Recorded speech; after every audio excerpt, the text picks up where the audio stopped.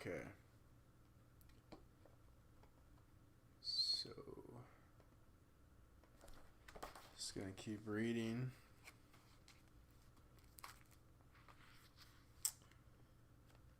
I think this is chapter 2.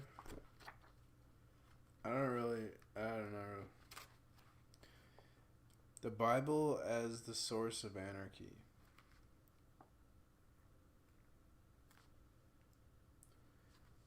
My next task is to show by a naive reading of the Bible that far from offering us a sure basis for the state and the authorities, a better understanding will, I believe, point us toward anarchy, not, of course, in the common sense of disorder, but in the sense of anarch, no authority, no domination. We commonly talk of sheer anarchy when we see disorder. This is because we in the West are convinced that order can be established in society only by a strong central power and by force, police, army, propaganda. To challenge power of this kind necessarily means disorder. Luther, for instance, was so frightened by the disorder of the peasants' revolt, a consequence of his preaching of Christian liberty, which peasants groups accepted and wanted manifest at once. He quickly called upon the princes to suppress the uprisings.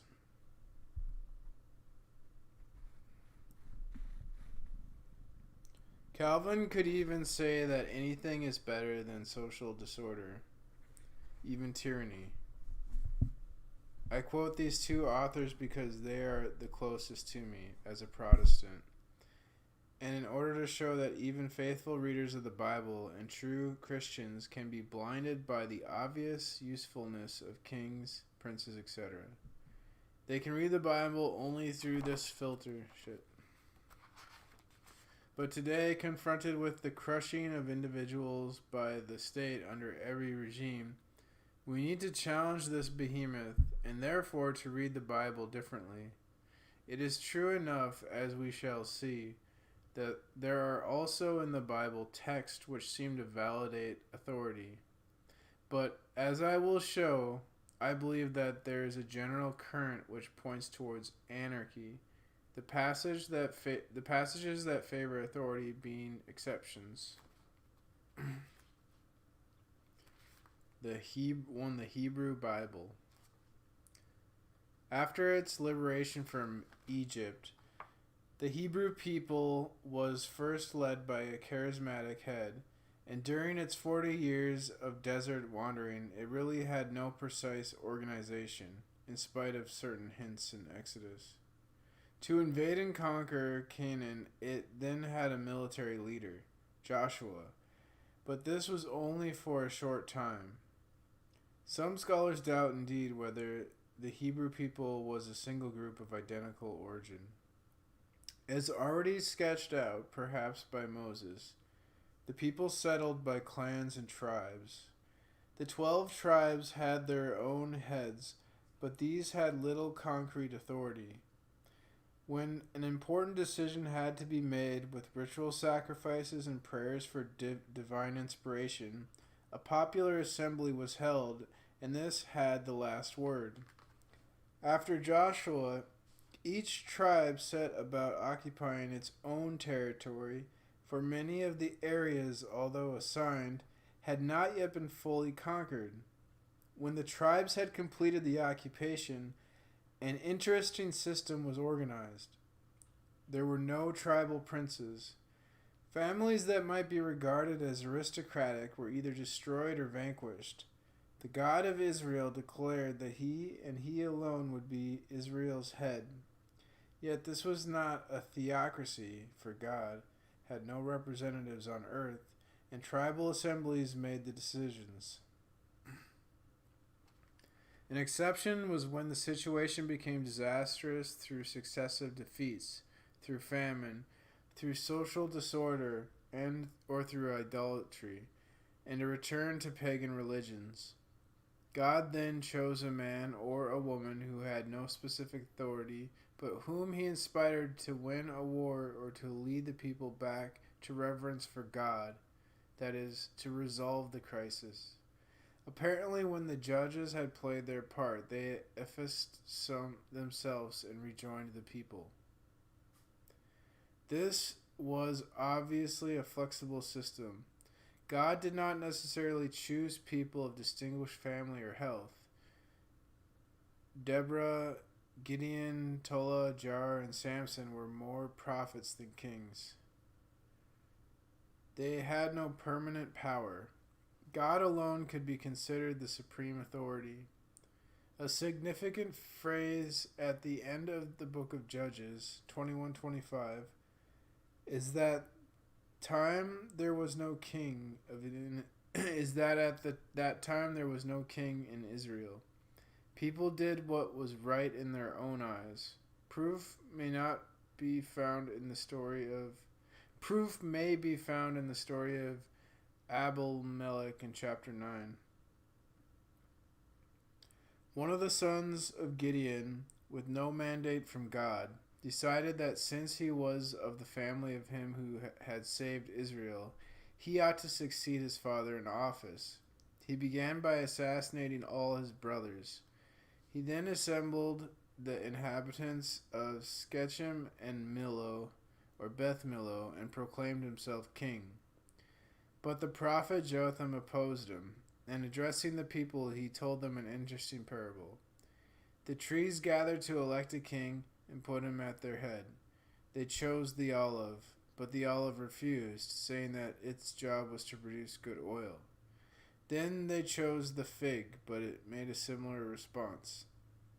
Shall I give my sweetness and excellent fruit which I bear in order to be above the other trees? But the trees wanted a king. They chose the vine, and the vine answered like the first two. They then approached the bramble, which accepted and stated at once that those which disobeyed it would be burned by it. Having denounced Abimelech, Jotham had to flee. Abimelech resigned for 3 years. The Israelites, accustomed to freedom, then began to revolt.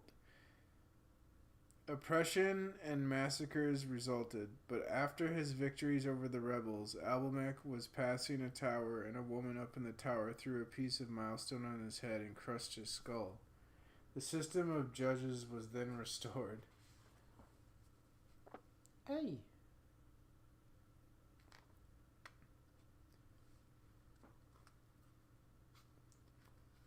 The real history of royal power, central and unified power, would begin only with the familiar story in 1 Samuel chapter 8. Samuel was now a judge, but the assembled people told him that they had now had enough of this political system. They wanted a king so as to be like other nations. We note here the attraction of the centralized state. The same thing has been seen in Africa since 1950, as the African peoples have wanted states after the Western model.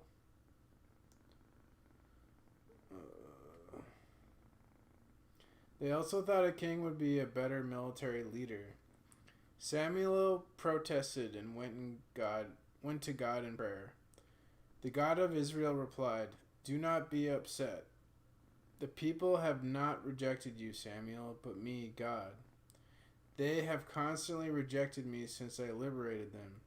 Accept their demand, but warn them of what will happen." We need to see that this is exactly what the prophets would do, not predicting the future, but warning people what would happen if they persisted in the chosen path. Hence Samuel returned to the assembly of people in Israel and told them that since they wanted a king, they should have one. But they had to know that what this king would do. He would take their sons and make soldiers of them. He would take their daughters for his harem or as domestic servants. He would impose taxes and confiscate the best lands. The people replied, however, that they did not care. They wanted a king. Samuel warned them again that they would cry out against this king, but nothing could be done. He who was chosen to be king thus came on the scene, namely Saul, who, as we know, became mad, committed all kinds of abuses of power, and was finally killed in battle against the Philistines. The second king, David, enjoyed great renown. He was Israel's greatest monarch. He was constantly held up as a model. I have written elsewhere that he was the exception among Israel's kings, but Bernard Eller is harsher than I am. He thinks that David is a good example in favor of anarchy.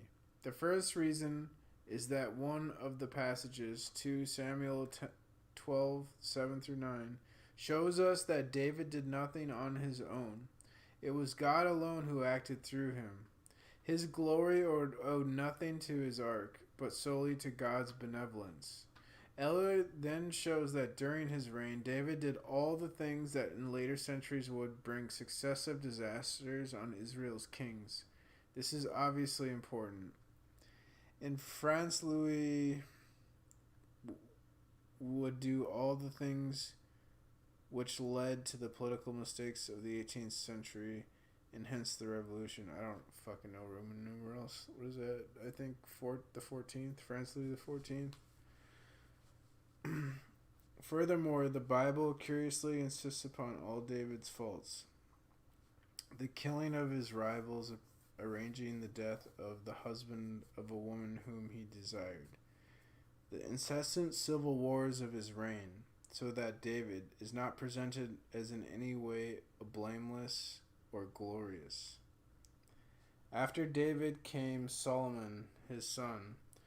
Solomon was just and upright, but then power went to his head, as it did with others. He imposed crushing taxes, built ruinous palaces, and took 700 wives and 300 concubines. He began to worship other gods besides the God of Israel. He built fortresses over the whole land. When he died, he was hated by everyone. The elders of Israel advised Solomon's son and designated successor to adopt a more liberal policy, reducing taxes and the heavy yoke of servitude.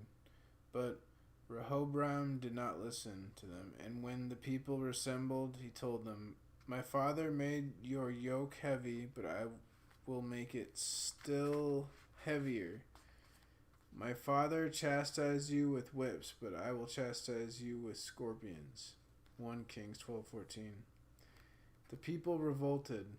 They stoned his finance minister. They rejected the house of David. A division took place. The tribe of Judah stayed loyal to Rehoboam. The other tribes rallied around a former minister of Solomon, Jeroboam. In my view, this whole story is worth telling because it shows how severe the Bible is even on the great kings.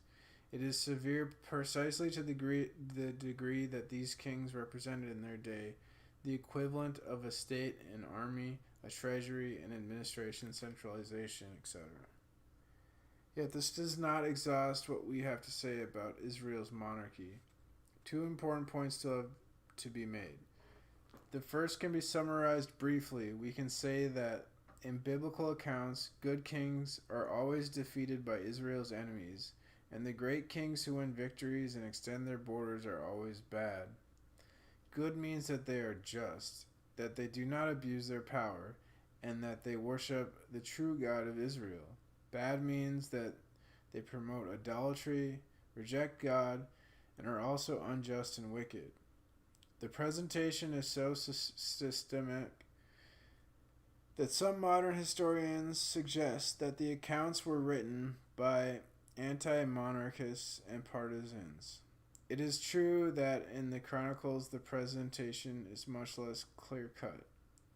The astounding thing to me is that the texts were edited, published, and authorized by rabbis and representatives of the people, if one can say that, at a time when the kings in question were reigning.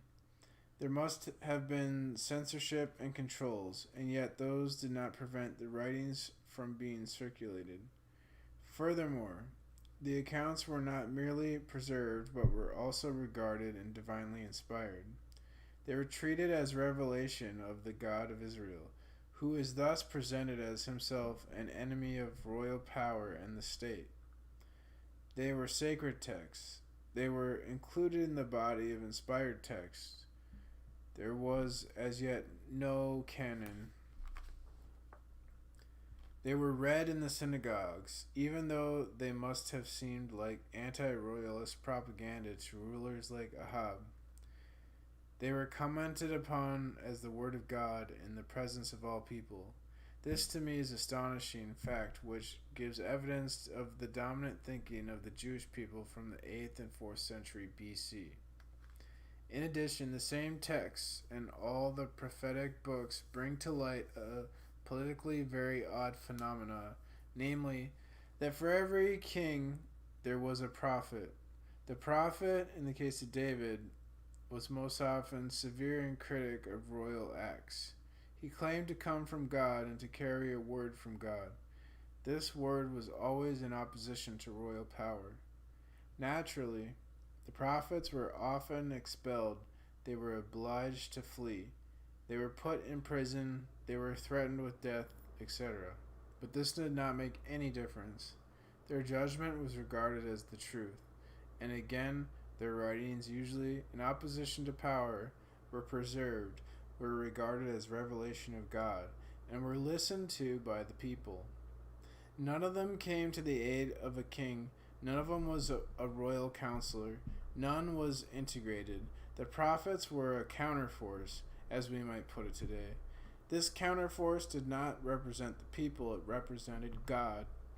Even sensitives of God in whom the people believed. Even idolatrous kings found it very hard to deal with these representatives of God in whom the people believed.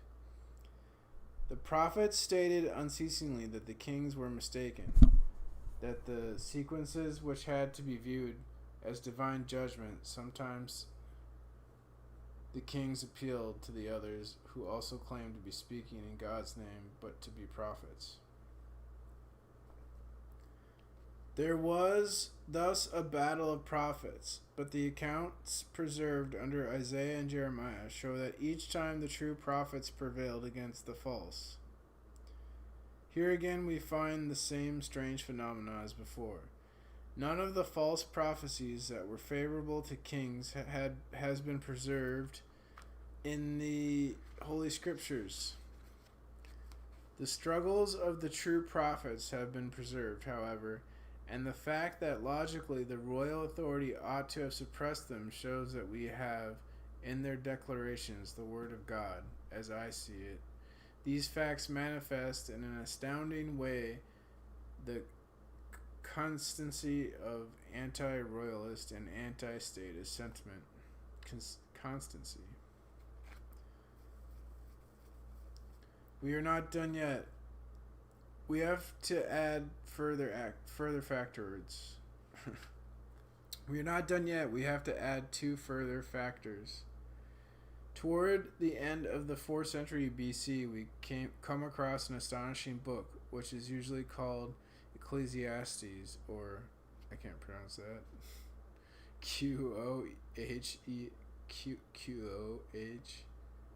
Qoheleth. This book seriously challenges political power. There's a footnote.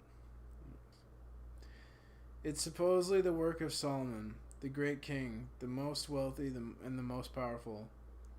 But from the very first, Solomon learns that political power is vanity and a pursuit of wind. He has obtained all that royal power can give. He has built palaces and promoted the arts, but none of that amounts to anything. Nor is that the only criticism of political power. In 316, we are told that in the place established to judge among humans, wickedness is always established, and in the place established to proclaim justice, there is wickedness. The author also sees the evil that there is in what we would now call bureaucracy, a child of hierarchy. If you see in province the poor if you see in a province the poor oppressed and the violation of law and of justice, do not be surprised, for the person who is in charge is watched by a higher, and above them there are yet higher ones. And this text concludes ironically, an advantage for the people is a king honored by the land. 589.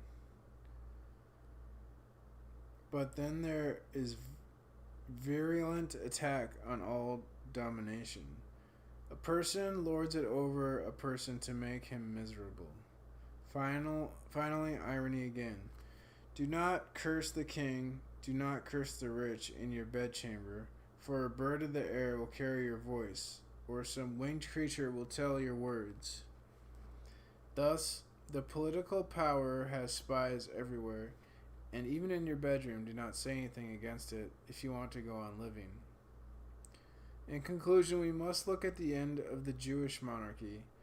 Palestine was conquered by the Greeks and then became part of the Seleucid kingdom. End of the 3rd century BC. Then came the Maccabean revolt to liberate Judea and especially Jerusalem. The War of Liberation was long and bloody, but success came in 163 BC. Many political parties then struggled for power. From a colonial dictatorship, the Jews fell under a Jewish dictatorship, the Hasmonean monarchy, which was not only very corrupt, but was characterized by palace intrigues. One king starved his mother to death. Another assassinated his brother. These things made pious Jews hostile to this dynasty, and the people were so disgusted that they preferred to appeal to a foreign king to rid them of their Israelite king. The deposition did not succeed, but we have here an explanation of the hostility to all political power that prevailed in the 1st century BC. The story of the collapse of Israel's monarchy was not yet at end. The Romans came on the scene in Palestine in 65 BC. Pompey besieged Jerusalem and finally took it, a horrible massacre following. When Pompey celebrated his triumph at Rome, Aristobulus, the last Hasmonean king, was among his prisoners. An abominable struggle for the succession then began among the leading Jewish families. Obviously, the law of God and the solidarity of faith meant nothing to the leaders. It was Herod, the son of a protege of Caesar, who was appointed governor of Galilee by the Romans. Herod adopted a harsh policy and restored order in what became a world of dismal brigandage.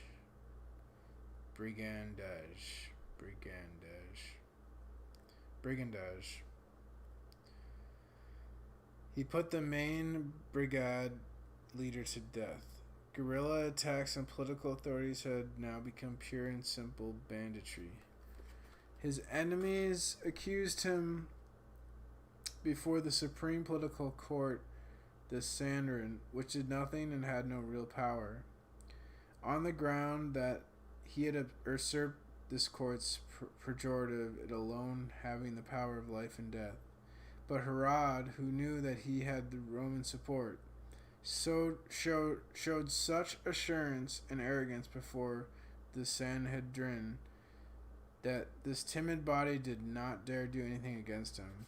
Herod returned to Jerusalem with an army, but his father intervened to prevent a new war.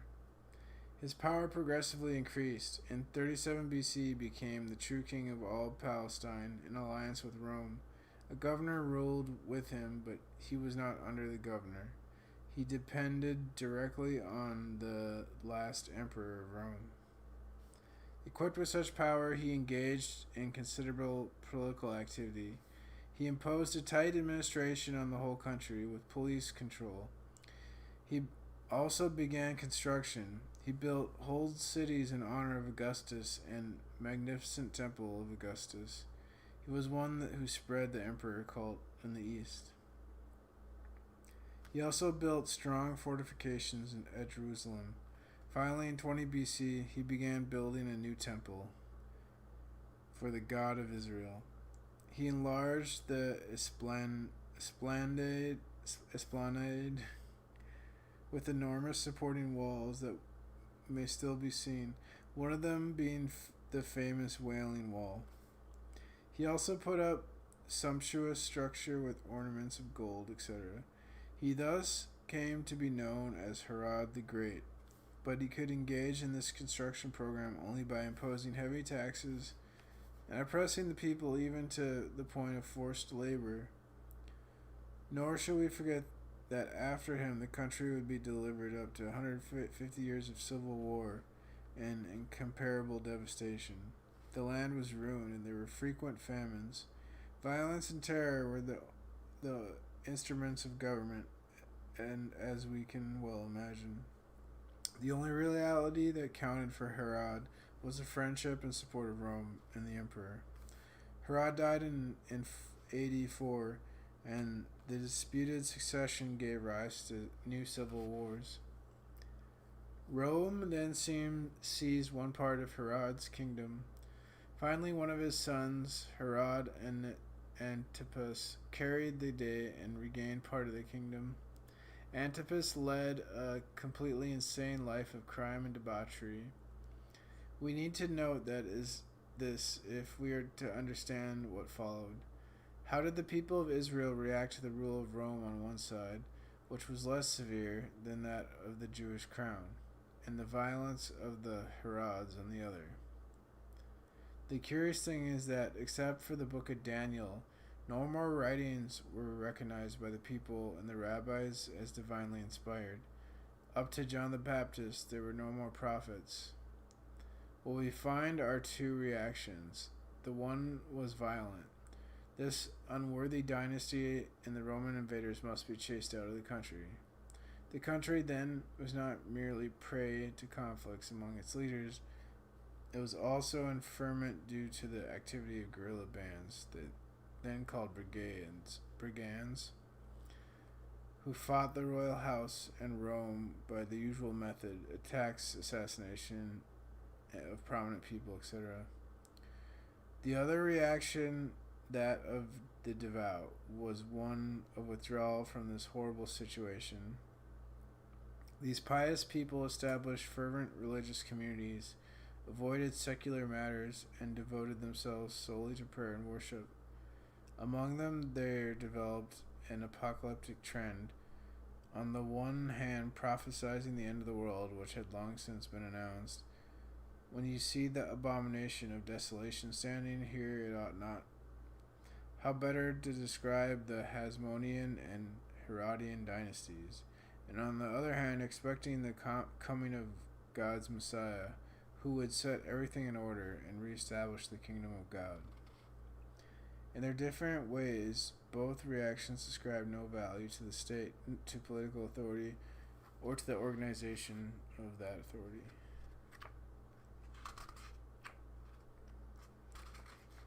Okay, I'll take a break there, I guess.